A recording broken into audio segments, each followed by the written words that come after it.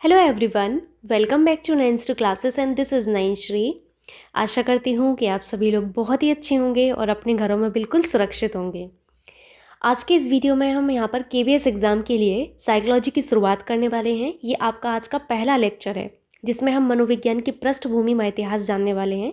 क्योंकि जब आप कोई भी सब्जेक्ट स्टार्ट करते हैं तो आपको उसकी हिस्ट्री पता होना चाहिए।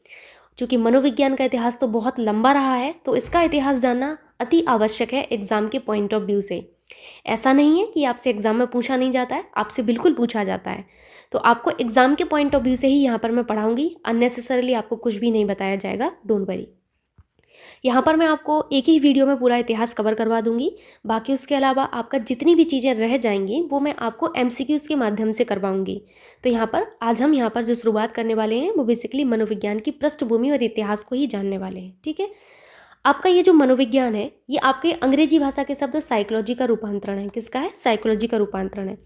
और ये जो आपका साइकोलॉजी है ये ग्रीक भाषा यानी कि यूनानी भाषा के दो शब्द साइकी और लोगस से बना है। किससे? साइकी और लोगस से बना है।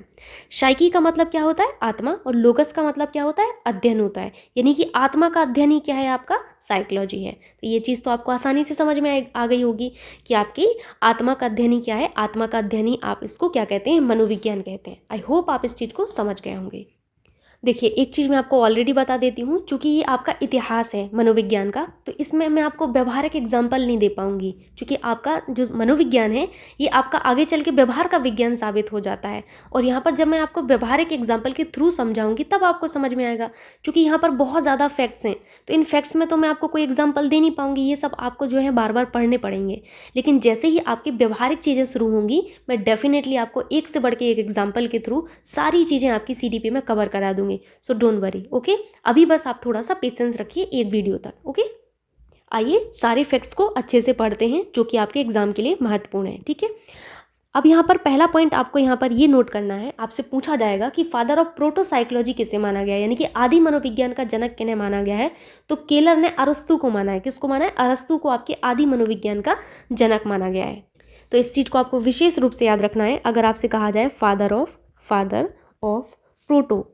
ठीक है, PROTO प्रोटो साइकोलॉजी, PSYCHOLOGY। ठीक है, यहाँ पर मैं इसलिए बोल बोल के बता रही हूँ ताकि ऐसा कोई स्टूडेंट जिसको राइटिंग अगर समझ में ना आए तो एटलीस्ट वो यहाँ पर सुन के लिख सकता है। ठीक है, तो आप इसे हिंदी में क्या कहेंगे? आदि मनोविज्ञान का जनक। ठीक है, आदि मनोविज्ञान का जनक। ठीक, तो आदि मनोविज्ञान का जनक आपके किसको माना गया है? अरस्तु को माना गया है। अरस्तु को माना गया है। ठीक, आप लोगों से मेरी रिक्वेस्ट है कि एटलीस्ट आप 2 से 3 कलर के पेन अपने पास रखें ताकि आप जो है नोट्स को अच्छे से प्रॉपरली मेंशन कर पाएँ अपने। ठीक है, ताकि आपको सारी चीज़ें जो है वहाँ पर अपनी मिल जाएं और आपको पढ़ने में भी अच्छा लगे। ठीक, अब आपके जो है एक गैरेट थे। कौन थे? गैरेट। ये मनोविज्ञान है आपके। गैरेट ने जो है आपके साइकी का अर्थ जो है आत्मा बताया। फिर इन्होंने कहा कि मनोविज्ञान आत्मा का अध्ययन करने का विज्ञान है। ऐसा किसने कहा? गैरेट ने कहा।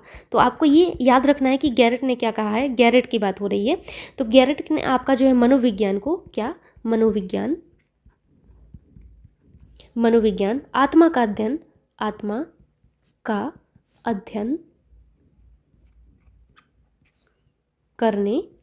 अध्ययन करने वाला विज्ञान है। ठीक है, वाला विज्ञान है। ठीक, इसके बाद आपको याद रखना है पोम्पोनोजी को। पोम्पोनोजी बहुत इंपॉर्टेंट है। पोम्पोनोजी को इसलिए आपको यहाँ पर याद रखना है क्योंकि जो पोम्पोनोजी थे इनके अनुसार उन्होंने साइकी का जो शाब्दिक अर्थ है वो मन और मस्तिष्क बताया। क्या बताया? मन व मस्तिष्क बताया है। तो आपसे पूछा जाता है कि आपके साइकी का अर्थ मन व मस्तिष्क आपका किसने बताया है? तो पोम्पोनोजी है ये। ठीक है, पोम्पोनोजी। आप इंग्लिश में भी नोट कर लीजिएगा,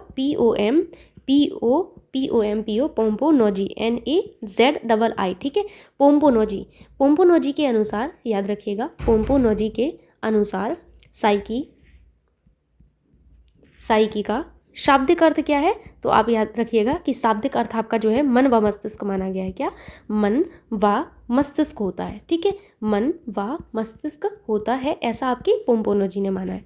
ठीक है, अब बात ये आती है कि मनोविज्ञान शब्द का सबसे पहले प्रयोग आपका किसने किया और कौन सी पुस्तक में किया गया, जो कि आपके लिए बहुत ही ज़्यादा महत्वपूर्ण है। तो आपको यहाँ पर याद रखना है कि मनोविज्ञान जो शब्द है आपका, मनोविज्ञान शब्द का सबसे पहले आपके रुडोल्फ ने किया था। किसने किया था? रुडोल्फ गोइकिस ने किया था। और ये आपके कहाँ के थे? ये फ्रांस के आपके मनोवैज्ञानिक थे। और इनकी एक पुस्तक थी साइकोलॉजिया। कौन सी पुस्तक थी? साइकोलॉजिया। इसी पुस्तक में इन्होंने आपका जो है मनोविज्ञान शब्द का जो है प्रयोग किया था। तो याद रखिएगा कि साइकोलॉजिया पुस्तक जो है आपकी रुडोल्फ गोइकिल की है, जो कि फ्रांस के हैं। और मनोविज्ञान का सबसे पहले प्रयोग जो है इसी पुस्तक में किया गया था और इनके द्वारा ही किया गया था। ठीक, साइकोलॉजी को मनोविज्ञान का प्रथम ग्रंथ या आपका जो है पुस्तक आप इसको कह सकते हैं। क्यों? क्योंकि आपका जो साइकोलॉजिया है यही आपकी ऐसी पुस्तक थी, पहली पुस्तक थी जिसमें आपके मनोविज्ञान शब्द का जो है प्रयोग किया गया था। तो आपको आई होप आपको समझ में आ गया होगा कि मनोविज्ञान जो आपका शब्द है, कौन सा? मनोविज्ञान शब्द। ठीक, मनोविज्ञान शब्द का सबसे पहले प्रयोग रुडोल्फ, इनका नाम आप जरूर से याद रखिएगा, इनका नाम है रुडोल्फ गोइकिल। ठीक है, थोड़ा सा पेन ब्लिंक कर रहा है, बस आप थोड़ा सा पेशेंस रखिएगा। गोइकिल, ठीक। और ये कहाँ के थे? ये फ्रांस के थे। ये भी आपको याद रखना है।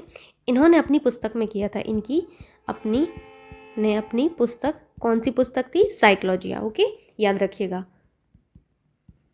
थोड़ा सा बोरिंग सा ये चैप्टर लग सकता है, क्योंकि आप सभी को पता है कि यहाँ पर फैक्चुअल चीज़ें ज़्यादा हैं, यहाँ पर कोई कॉन्सेप्ट नहीं है, तो यहाँ पर आपको थोड़ा सा लग सकता है, बट कोई नहीं, आप इतना पढ़ सकते हैं। कब किया था? तो आपको याद रखना है 1590 ईस्वी में किया था। ठीक, किया था। ठीक, अब अगर आपसे कभी भी पूछा जाए, ध्यान से सुनिएगा, अगर आपसे पूछा जाए कि मनोविज्ञान का प्रथम ग्रंथ या पुस्तक किसे कहा गया, तो साइकोलॉजिया को ही कहा गया है। ठीक है, तो यहाँ पर आपको नेक्स्ट पॉइंट इसी में नोट करना है कि मनोविज्ञान का प्रथम ग्रंथ कहें आप, या फिर आप पुस्तक कहें, प्रथम पुस्तक कहें। प्रथम ग्रंथ या प्रथम पुस्तक कौन सी है? साइकोलॉजिया।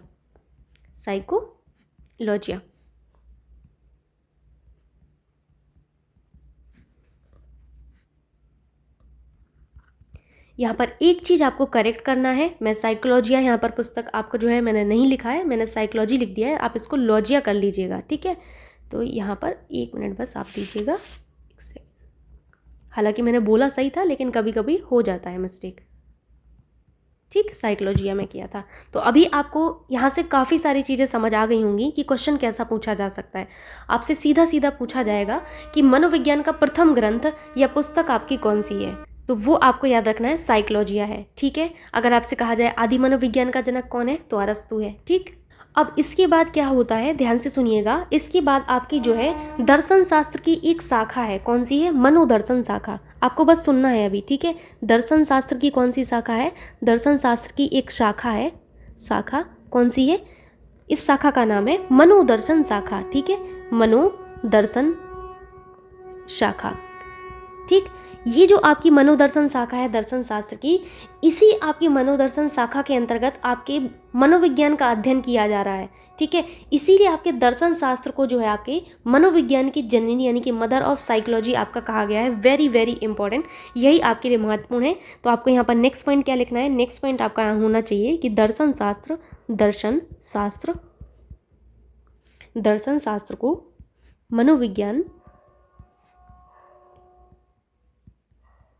मनोविज्ञान की जननी का मतलब क्या होता है? मदर। ठीक है, तो मदर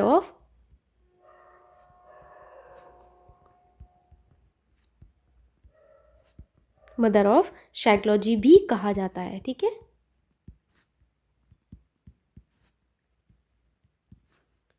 अब एक क्वेश्चन और आपसे पूछा जाता है कि आधुनिक मनोविज्ञान का जनक किसे कहा जाता है, तो ये भी आपको पता होना चाहिए।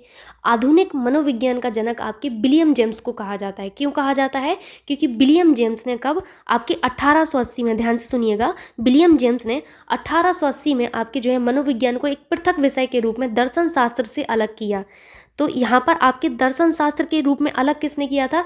दर्शन शास्त्र से अलग करने का काम आपके किसने किया? विलियम जेम्स ने किया है। तो मनोविज्ञान को एक पृथक विषय के रूप में दर्शन शास्त्र से अलग किसने किया? आपका आंसर होगा विलियम जेम्स ने किया है। ठीक है, पूछा जा सकता है आपसे।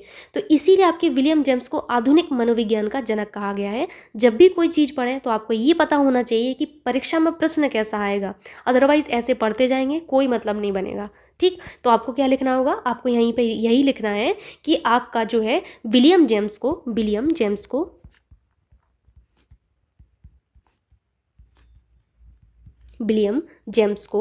आधुनिक मनोविज्ञान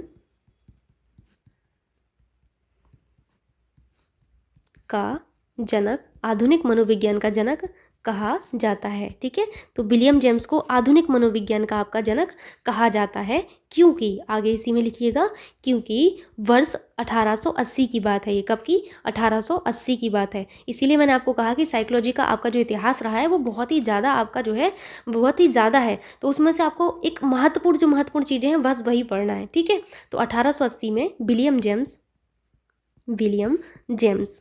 देखिए, आपसे ये भी पूछा जा सकता है कि विलियम जेम्स कहाँ के थे, तो इनके बारे में आपको याद रखना है कि ये अमेरिका के मनोवैज्ञानिक थे। किसके थे? अमेरिका के थे। ठीक है, तो ये आपके लिए महत्वपूर्ण है कि ये अमेरिका के थे। ठीक, अमेरिका, विलियम जेम्स ने मनोविज्ञान को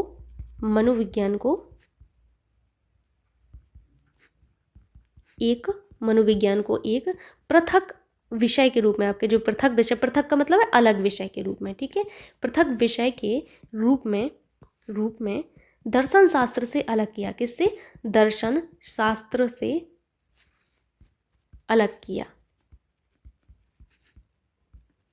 ठीक, अब कई स्टूडेंट्स को बहुत बड़ा कन्फ्यूज़न हो गया होगा, वो ये हो गया होगा कि एक तो विलियम वुंट थे, मतलब विलियम वुंट भी आपने सुना होगा। एक बार मैं इनका नाम लिख देती हूँ, आप ध्यान से समझिएगा यहाँ पर, और आपको यहाँ पर देखिए समझना है कि आपको कैसा आंसर देना होगा। ठीक है, अब विल्हेम वुंट के बारे में भी आपने पढ़ा। किसके बारे में? विल्हेम वुंट के बारे में, कि ये भी आपके जो है आधुनिक मनोविज्ञान के जनक हैं। तो ये कैसी बात हुई? ये बात कुछ ऐसी हुई है कि आत्मा का अध्ययन, आपका जो है आत्मा का अध्ययन अथवा आपका मन का जो विज्ञान है वही आपका साइकोलॉजी है। और जर्मन मनोविज्ञानी जो आपके विलियम वुंट हैं, इन्होंने आपके 1879 में, कब? 1879 ईस्वी में आपके विश्व की प्रथम प्रयोगात्मक आपकी मनोविज्ञानशाला जो है आपकी ये स्थापित की थी। तो इन्होंने क्या स्थापित की थी? इनके द्वारा आपकी जो है एक्सपेरिमेंटल साइकोलॉजी लैब आपकी एस्टेब्लिश की गई थी, जो कि आपकी पहली लैब थी, पूरे वर्ल्ड की पहली लैब थी ये आपकी। क्या थी? पूरे वर्ल्ड की पहली लैब थी, जिस वजह से इन्हें आधुनिक मनोविज्ञान का जनक भी कहा जाता है। ठीक, तो ये आपको याद रखना है कि अगर आपसे कभी भी पूछा जाए तो एक कोई ऑप्शन होगा, या तो विलियम जेम्स होंगे या विलियम वुंट होंगे, तो आपको यहाँ पर ध्यान से अपना आंसर टिक करना होगा। आई होप आप दोनों ही चीज़ें समझ गए होंगे कि विलियम जेम्स क्यों और विलियम वुंट क्यों। ठीक, एक बार मैं फिर से रिपीट करूं अगर आप लोगों की इजाज़त हो तो यहाँ पर आपको ये समझना था कि आपके जो हैं विलियम जेम्स जो हैं, इनको आधुनिक मनोविज्ञान का जनक कहा गया, क्योंकि इन्होंने 1880 में विलियम जेम्स ने मनोविज्ञान को आपके दर्शन शास्त्र से अलग किया। ठीक, इन्होंने ये काम किया। इसके बाद विलियम वुंट आ गए। विलियम वुंट ने एक प्रयोगशाला स्थापित की, जो कि आपके वर्ल्ड की फर्स्ट एक्सपेरिमेंटल साइकोलॉजी लैब थी, जिस वजह से इन्हें आधुनिक मनोविज्ञान का आपका जनक माना गया। आई होप अब आप इस चीज़ को समझ गए होंगे। अब यहाँ पर मनोविज्ञान के विकास का चरण एक बार आप फटाफट से देख लीजिए, आपके बहुत काम का है। और अभी आपको कन्फ्यूज़न हो ना कि ये सब क्यों पढ़ रहे हैं आप, तो देखिए मैंने आप सबसे जो डिटेल्ड सिलेबस है वो शेयर किया है, तो एक बार आप वो वीडियो देख लेंगे तो वहाँ समझ में आ जाएगा कि देखिए ये चीज़ें तो पढ़ना ज़रूरी है। इसके बाद आप पढ़ेंगे growth and development, next topic होगा वो ग्रोथ एंड डेवलपमेंट होगा। ओके, तो आपके मनोविज्ञान के जो विकास चरण है वो क्या है? मनोविज्ञान के विकास चरण, मतलब किस तरीके से विकास हुआ है, ये चरण आपको पता होना चाहिए। ठीक है, सबसे पहले आपको यहाँ पर पता होना चाहिए कि पहले आपका जो आत्मा का विज्ञानक आपका माना गया।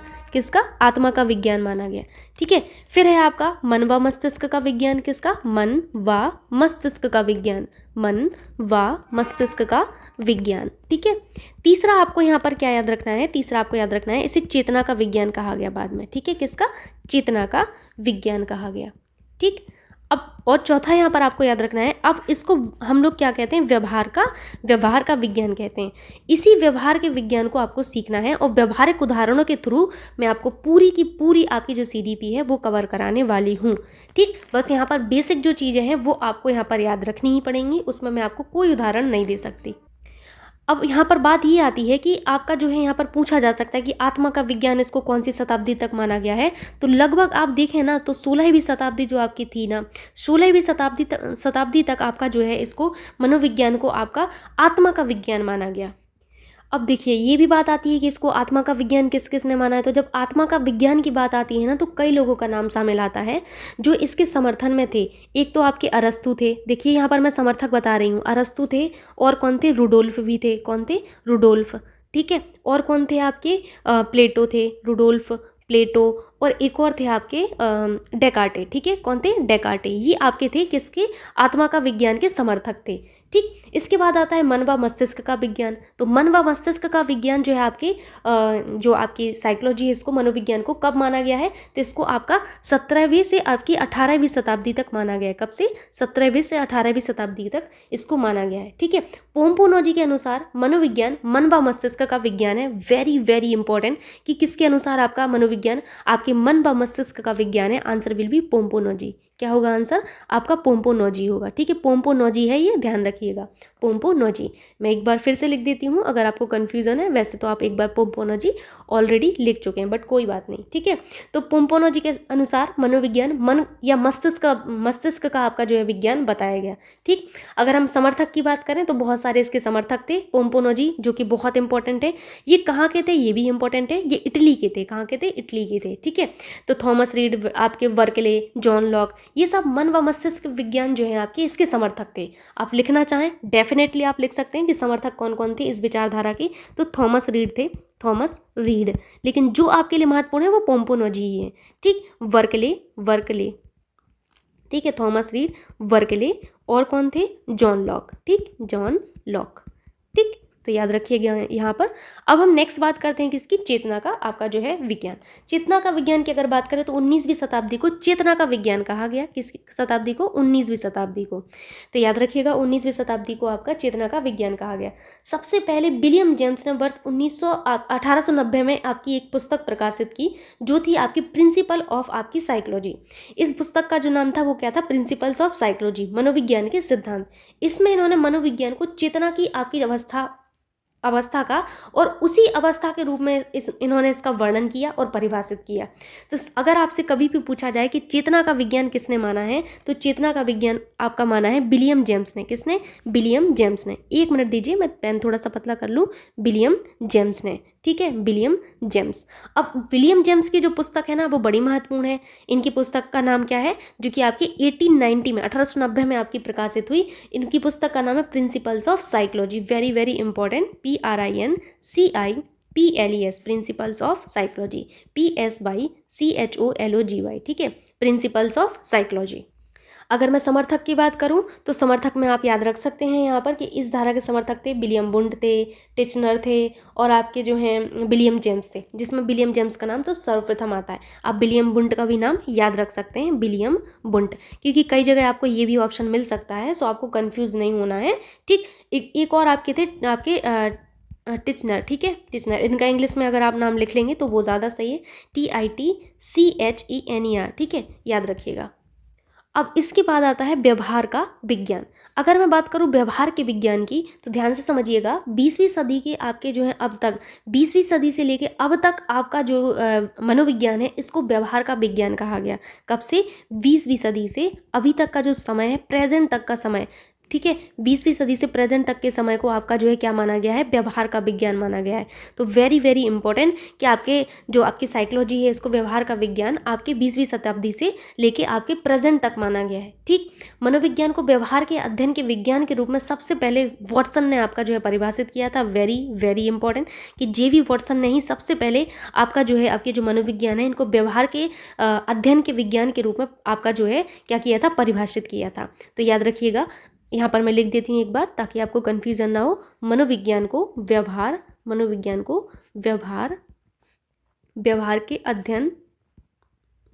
व्यवहार के अध्ययन के विज्ञान, ठीक है, व्यवहार के अध्ययन के विज्ञान के रूप में परिभाषित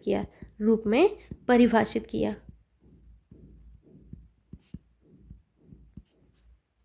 वॉटसन कहाँ के थे? तो वॉटसन के बारे में याद रखिएगा, ये अमेरिका के थे, ठीक है, अमेरिका के थे। अब यहाँ पर एक चीज़ और आपसे पूछा जाता है कि व्यवहारवाद का जनक कौन है? तो व्यवहारवाद का जनक भी आपके जे बी वॉटसन को ही माना जाता है। वेरी वेरी इंपॉर्टेंट, व्यवहारवाद का जनक, आप नेक्स्ट पॉइंट नोट कर सकते हैं। व्यवहारवाद का जनक भी आपके जे बी वॉटसन को ही माना जाता है। ये आपके अमेरिका के मनोवैज्ञानिक थे, ठीक। आई होप आपको इतनी चीज़ें समझ लगी होंगी। अब ये तो देखिए आपने पढ़ लिया, ठीक। अब बात आती है भारत के मतलब अंदर क्या हुआ, आपके मनोविज्ञान को लेकर भारत के अंदर क्या हुआ, तो वो चीज़ें भी आपको जानना ज़रूरी है कि भारत के अंदर इसका इतिहास क्या रहा है। भाई, भारत के अंदर इतिहास जानना बड़ा महत्वपूर्ण है आपके लिए। तो हम यही जानने वाले हैं, आप पॉइंट के फॉर्म में यहाँ पर लिख सकते हैं। आपको याद रखना है कि आपके वर्ष 1915 में, कब, 1915 की बात है, 1915 में आपके भारत में मनोविज्ञान का आधुनिक काल जो है कलकत्ता विश्वविद्यालय के दर्शन शास्त्र विभाग से शुरू हुआ है। कहाँ से? कलकत्ता जो विश्वविद्यालय है वहाँ के दर्शन शास्त्र आपका जो है विभाग है, इससे शुरू हुआ है। फिर क्या हुआ, 1916 में कलकत्ता विश्वविद्यालय में मनोविज्ञान विभाग की स्थापना की गई। किसकी? मनोविज्ञान विभाग की ही स्थापना की गई। आपसे ये पूछा जाता है कि विभाग का अध्यक्ष कौन था? तो विभाग का अध्यक्ष जो है आपके एन सेनगुप्ता जी थे। इसीलिए ये महत्वपूर्ण है, जो कि आपसे पूछा जाता है एग्जाम में, तो वो आपको याद रखना है। वर्ष 1922 में आपके प्रोफेसर गिरीन्द्र शेखर बोस जो थे, इन्होंने इस विभाग के अध्यक्ष जो है इनको बनाया गया, जो कि मनोविज्ञान में PhD की उपाधि पाने वाले पहले मनोवैज्ञानिक थे। तो ये भी आपको याद रखना है कि आपकी प्रथम मनोवैज्ञानिक जो आपके PhD धारण करने वाले थे वो थे आपके कौन? आपके गिरीन्द्र शेखर बोस। कौन थे? गिरीन्द्र शेखर बोस जी थे, ठीक। तो ये नाम आपके लिए महत्वपूर्ण है। आइए इनको एक बार नोट कर लेते हैं। तो यहाँ पर आपको नोट करना है कि 1915 में, कब? 1915 में भारत में, 1915 में भारत में मनोविज्ञान, मैं मनोविज्ञान को इसी तरीके से लिखूंगी शॉर्ट फॉर्म में, ताकि थोड़ा सा टाइम सेव हो और आप लोगों को भी बार बार बोरिंग सा ना लगे, ठीक है। आधुनिक काल, वैसे आपको बोरिंग नहीं लगना चाहिए, क्योंकि स्टडी मैं मान सकती हूँ थोड़ा सा ये फैक्चुअल चीज़ें हैं, पर अभी आपके सामने एग्ज़ाम होना चाहिए। आपके अंदर वो, मैं कह रही ना कि एकदम लोहा गर्म है, आपको बस क्या करना है, लोहे को पीट देना है, ठीक है। लोहा गर्म है, बस आप बस वार करिए अब, ठीक।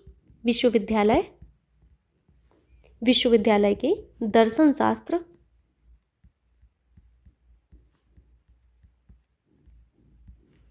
विभाग से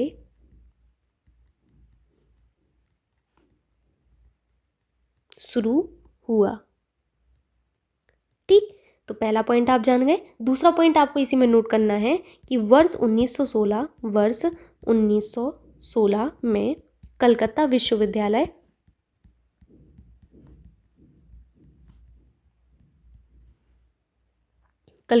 विश्वविद्यालय में मनोविज्ञान विभाग, ठीक है, मनोविज्ञान विभाग की स्थापना की गई,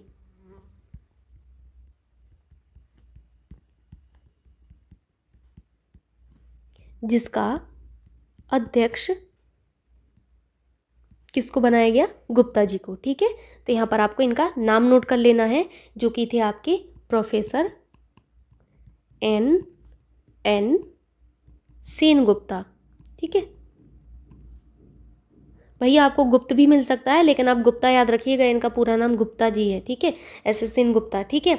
तो याद रखना आपको कि इनका पूरा नाम क्या है? सेनगुप्ता जी है, ठीक। अगर आप ये भूल जाते हैं तो ये नाम याद रखिएगा, गुप्त भी मिल सकता है, ठीक। को बनाया गया, 1 मिनट, ठीक है।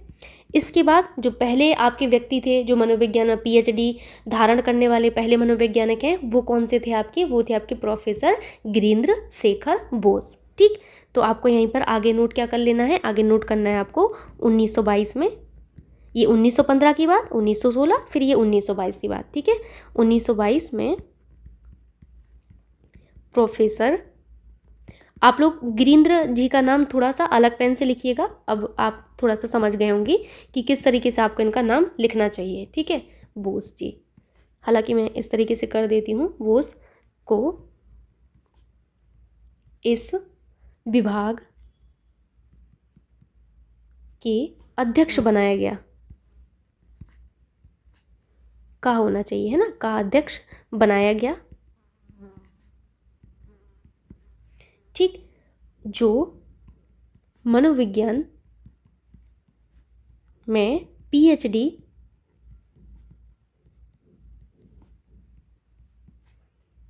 की उपाधि लेने वाले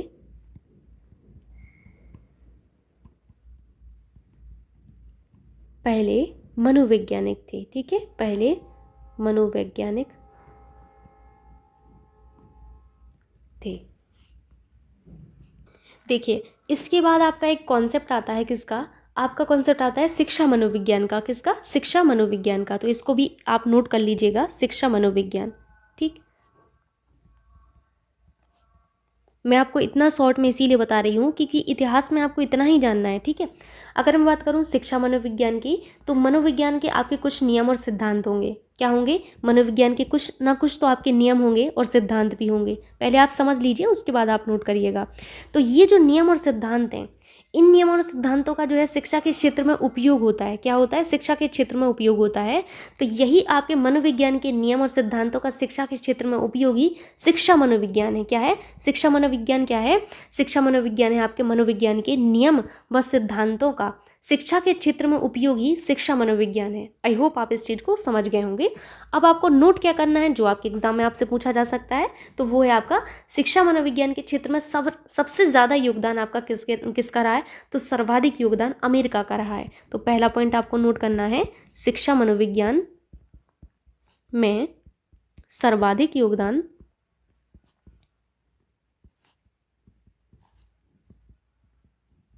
अमेरिका का रहा है। ठीक है,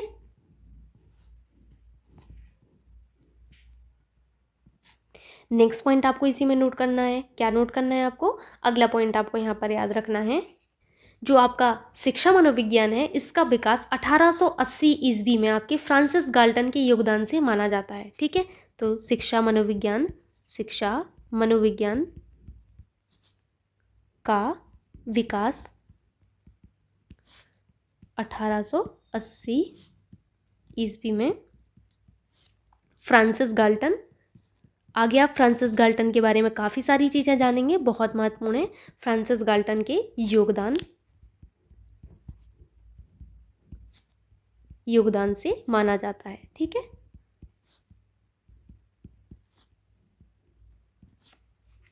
अब आपको यहाँ पर याद रखना है कि शिक्षा जगत में सबसे पहले मनोविज्ञान का आपकी जो प्राकल्पना है वो रूसो ने की थी। किसने की थी? रूसो ने। तो शिक्षा जगत